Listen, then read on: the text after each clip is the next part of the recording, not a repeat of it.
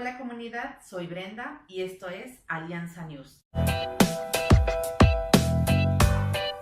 El contenido que traigo para ti el día de hoy es un tema denominado responsabilidad patrimonial del Estado.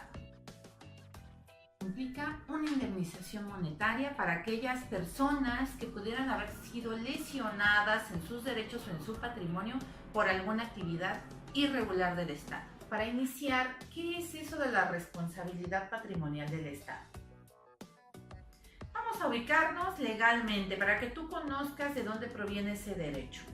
Bueno, la Constitución Política de los Estados Unidos Mexicanos establece en su artículo 113 una responsabilidad para todos los entes de la administración pública y del Estado como tal, para que cuando cometan una actividad irregular que te dañe o te lesione, puedas tú ser beneficiario de una justa indemnización. Para tales efectos existe la normatividad, denominamos la ley reglamentaria del artículo 113 y como antecedente tenemos a la Ciudad de México con su ley de responsabilidad patrimonial, fue publicada en la Gaceta en el año 2008, y a nivel federal que tenemos la Ley Federal de Responsabilidad Patrimonial del Estado del año 2009.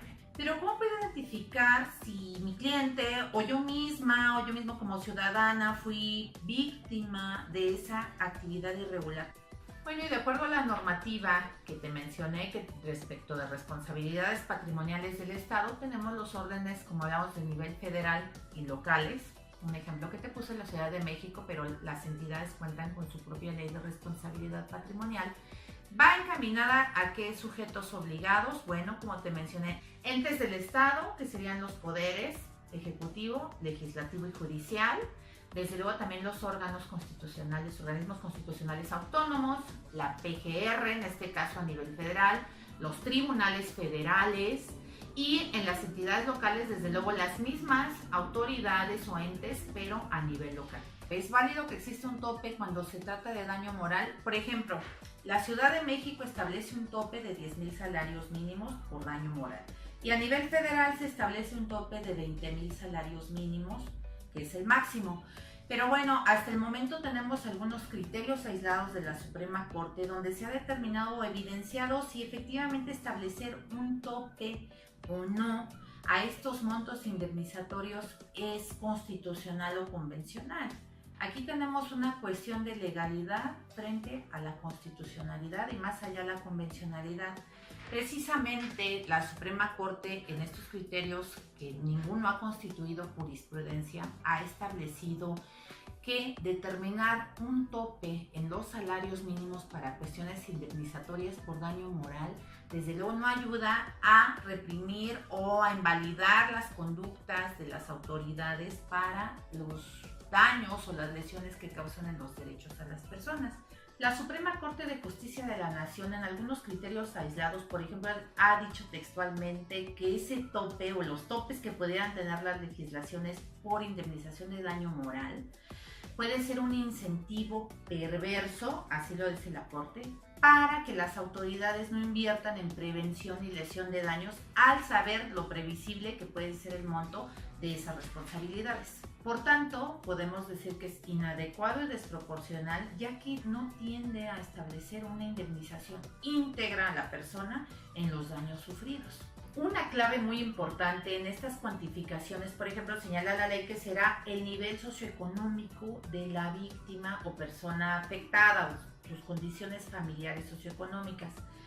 Es importante tomar en cuenta que este solo debe ser un referente o herramienta para cuantificar daños patrimoniales, no así el daño moral en que puede incurrir la afectación de la persona debido a que, bueno, los sentimientos sean de una persona con riqueza o en una situación de pobreza no se pueden cuantificar. Señala la ley que se debe de tomar en cuenta el ingreso familiar del afectado. No se le puede poner precio al decoro, al honor o a los sentimientos de una persona. Por tanto, el referente del nivel socioeconómico o ingreso familiar del afectado, en este caso, solo va a funcionar o solo se va a impartir o implementar para un daño patrimonial. Bueno, incluso los entes de gobierno pueden contratar un seguro de responsabilidad patrimonial y deben de contar con un registro de indemnizaciones en este caso.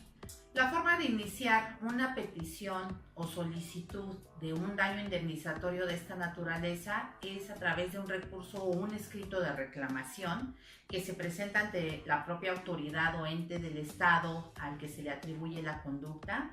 Y bueno, desde luego sigue las reglas de procedimiento administrativo, por tanto es importante que se cuente con una asesoría adecuada desde el principio para poder constituir tanto esa actividad irregular como el monto indemnizatorio que se reclama. Es importante que conozcamos este tipo de mecanismos, ya que desde luego en esta cultura jurídica donde debemos de hacer valer nuestros derechos, podemos ayudar a inhibir estas conductas de los entes del Estado, de cualquier poder, de cualquier organismo, porque generamos un precedente.